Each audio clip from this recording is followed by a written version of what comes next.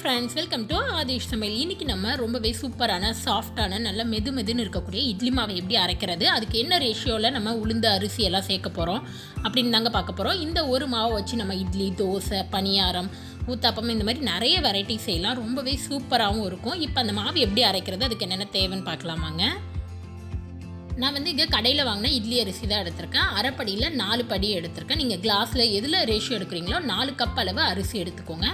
அதுக்கு 1 கப் அளவு உளுந்து எடுத்துக்கலாம். இப்போ அரிசி இங்கே சேர்த்தாச்சு, இதை தனியாக வச்சுருங்க. அதே கப்பில் 1 கப் அளவு உளுந்து எடுத்திருக்கேன். 4க்கு 1 தான் ரேஷியோ. இப்போ இந்த உளுந்தையும் சேர்த்துக்கோங்க. நீங்கள் வெந்தயம் சேர்த்து அரைப்பீங்க அப்படின்னா வெந்தயம் சேர்த்து அரைச்சிக்கலாம். இல்லை அப்படின்னா வெந்தயம் சேர்க்காம கூட அரைச்சிக்கலாம். இன்னும் வெயில் காலத்தில் ரொம்ப புளிக்க ஆரம்பிச்சிடும். இப்போ இதை நல்லா ஒரு 3 டைம் அரிசி உளுந்தி நல்லா வாஷ் பண்ணிவிட்டு எடுத்துகிட்டு வந்துட்டு இது ரெண்டுலேயுமே நல்லா மூழ்கிற அளவு தண்ணி ஊற்றி வச்சுட்டு இதை ஒரு 4லேருந்து 5 மணி நேரம் கிட்ட ஊற விட்டுருங்க. நல்லா ஊறட்டும், அதுக்கப்புறம் நம்ம அரைச்சிக்கலாம். இதோட அரை கப், அதாவது அரிசி எடுத்தீங்க இல்லையா, அதில் 1 கிளாஸ் அளவுக்கு நீங்கள் ஜவ்வரிசி கூட சேர்த்து அரைச்சிக்கலாம். அப்போ இட்லி இன்னுமே சாஃப்டாக இருக்கும். இது ஆப்ஷனல் தான், நீங்கள் அதை சேர்க்காம கூடவும் அரைச்சிக்கலாம். இப்போ இங்கே அரிசி உளுந்து ரெண்டுமே ஊறிடுச்சு. நான் கிரைண்டரில் ஃபஸ்ட்டு உளுந்து அரைச்சிக்க போகிறேன். நம்ம எடுத்து வச்ச உளுந்து ஃபுல்லாத்தையும் சேர்த்துக்கிறோம். உங்களோட கிரைண்டர் குவான்டிட்டியை பொறுத்து ஃபுல்லாக அரைக்க முடியாது அப்படின்னா நீங்கள் 2ஆக கூட அரைச்சி எடுத்துக்கலாம். நான் ஒரே இதாக சேர்த்துக்கிறேன். இதை சேர்த்துட்டு ஃபஸ்ட்டு அப்படியே நம்ம ஆன் பண்ணி விட்டுரும். லாக் பண்ணிவிட்டு தண்ணி எதுவுமே சேர்க்காமல் ஒரு 3லேருந்து 4 நிமிஷம் ஓடட்டும். அதுக்கப்புறம் நம்ம தண்ணி சேர்த்துக்கலாம். இந்த மாதிரி பண்ணும்போது உளுந்து ஜாஸ்தியாக மாவு காணும்.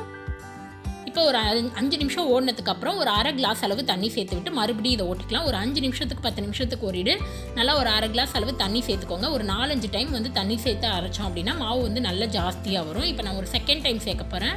ரொம்ப ஜாஸ்தியாக சேர்க்காமல் அரை கிளாஸ் அளவு சேர்த்துக்கோங்க. ரொம்ப அதிகமாகவும் சேர்க்கக்கூடாது. நல்லா 4-5 டைம் தெளித்து ஆட்டணும் அப்படின்னா மாவு ஜாஸ்தியாக இருக்கும். இப்போ இங்கே ஒரு 5 டைம் நல்லா தண்ணி தெளித்து நான் ஆட்டிட்டேன். பாருங்கள், மாவு நல்லா காணி வந்திருக்கு. உளுந்து பார்த்திங்கன்னா நல்லா இந்த அளவுக்கு கெட்டியாகவும் இருக்கணும். ரொம்ப தண்ணியாக நீர்த்து போயிருக்கக்கூடாது. நல்லா மாவும் இந்த அளவுக்கு நல்லா காணி வந்திருக்கணும். இப்போ மாவு நம்ம நல்லா அரைச்சி எடுத்தாச்சு. இப்போ உங்களுக்கு கன்சிஸ்டன்சி பார்க்கணுன்னா இந்த அளவுக்கு இருக்கணும். ஒரு பவுலில் தண்ணியில் போட்டிங்கன்னா நல்லா மிதந்து வரணும். ரொம்ப நம்ம ஓட விட்டோம் அப்படின்னாலும் நீர்த்து போன மாதிரி ஆகிடும். ஸோ கரெக்டான பக்குவத்தில் அரைச்சிக்கோங்க. உளுந்து ஒரு 20லேருந்து 30 நிமிஷம் கிட்ட ஓடும். ஸோ இப்போ மாவு ஒரு பவுலில் வழித்து எடுத்துடலாம்.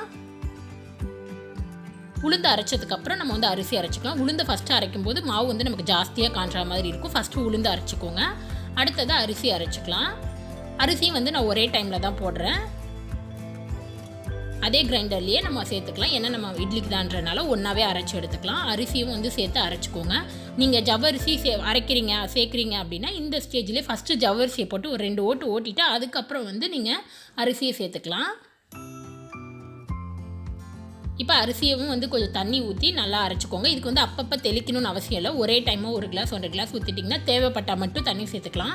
நல்லா நைஸாக அரைச்சி எடுத்துக்கலாம். ரொம்ப ஃபைன் பேஸ்ட்டாக அரைக்காத, லைட்டாக நரநரப்பாக அரைச்சிக்கோங்க. ரவையை விட மைனூட்டாக நரநரப்பு இருக்கணும் நமக்கு.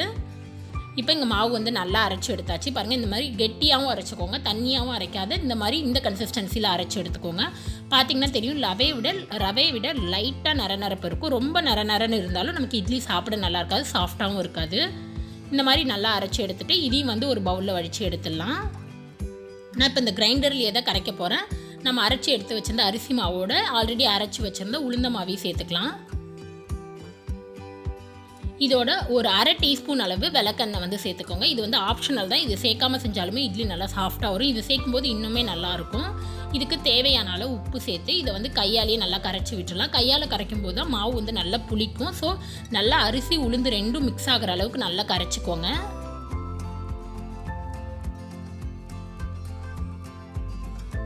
இப்போ மாவு பாருங்கள் கரைச்சாச்சு. நான் இந்த கன்சிஸ்டன்சியில் வச்சுருக்கேன். உங்களுக்கு தேவைப்பட்டால் இன்னும் கொஞ்சம் தண்ணி சேர்த்துக்கலாம். காலையில் நம்ம புளிச்சதுக்கப்புறம் தேவைன்னா கூட தண்ணி சேர்த்துக்கலாம். இப்போ இதை ஒரு பெரிய பாத்திரத்தில் மாற்றி வச்சிடறேன். ஸோ பொங்கி வரும்போது வெளியில் சிந்தாமல் இருக்கிற மாதிரி நல்லா ஒரு பெரிய பாத்திரத்தில் மாற்றிட்டு இதை மூடி போட்டு வச்சுருங்க. இது ஓவர் நைட் இருக்கணும். ஒரு 8 மணி நேரமாவது மாவு புளிக்கணும். அப்போ தான் மாவு நல்லா புளிச்சிருந்தா தான் இட்லியுமே நமக்கு நல்லா சாஃப்டாக இருக்கும். இப்போ இங்கே ஓவர் நைட் வச்சு எடுத்துகிட்டு இதை ஓப்பன் பண்ணி பார்க்கலாம். மாவு பாருங்கள் நல்லா புளிச்சு பொங்கி வந்திருக்கு. இப்போ இதை மிக்ஸ் பண்ண ஆரம்பிச்சிடலாம். நல்லா மிக்ஸ் பண்ணி விடுங்க. அடியோடு மிக்ஸ் பண்ணுங்கள். அப்படி இல்லைன்னா மேலே மட்டும் உளுந்து இருக்குன்ற மாதிரி இருக்கும். ஸோ அடியோடு சேர்த்து விட்டு நல்லா ஒரு டைம் மிக்ஸ் பண்ணிக்கலாம். மாவு கெட்டியாக இருக்குது அப்படின்னா கொஞ்சம் தண்ணி சேர்த்து கூட நீங்கள் நல்லா மிக்ஸ் பண்ணிக்கலாம்.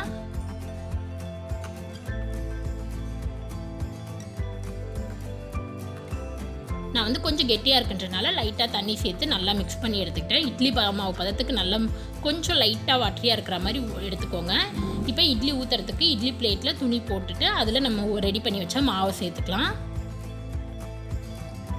இப்போ இதை இட்லி பாத்திரத்தில் வச்சிடலாம். தண்ணி வந்து நல்லா கொதிக்கிற ஸ்டேஜில் இருக்கணும். நல்லா கொதிச்சதுக்கப்புறம் வைங்க. தண்ணி வந்து சூடு இல்லைனாலுமே இட்லி வேக டைம் ஆகும்.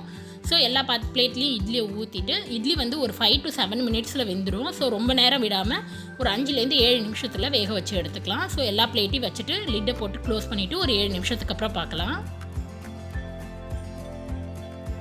இப்போ இங்கே 7 நிமிஷம் ஆகிடுச்சு. நம்ம ஓப்பன் பண்ணிக்கலாம். பாருங்கள், நல்லா குண்டு குண்டாக வந்திருக்கு. மேலே தொட்டு பார்த்தீங்கன்னா கையில் ஒட்டாத இருந்ததுனாலே வெந்துருச்சுன்னு அர்த்தம். அப்படி இல்லைன்னா லைட்டாக நீங்கள் விரலால் கூட குத்தி பார்க்கலாம். கையில் மாவு ஒட்டலை அப்படின்னா வெந்துருச்சுன்னு அர்த்தம். இப்போ ஒரு பிளேட்டில் தண்ணி நல்லா தெளிச்சுட்டு அதை வேறு ஒரு பிளேட்டில் மாற்றிக்கோங்க. அதுக்கு மேலேயும் துணிக்கு மேலேயும் தண்ணி தெளிச்சுக்கோங்க.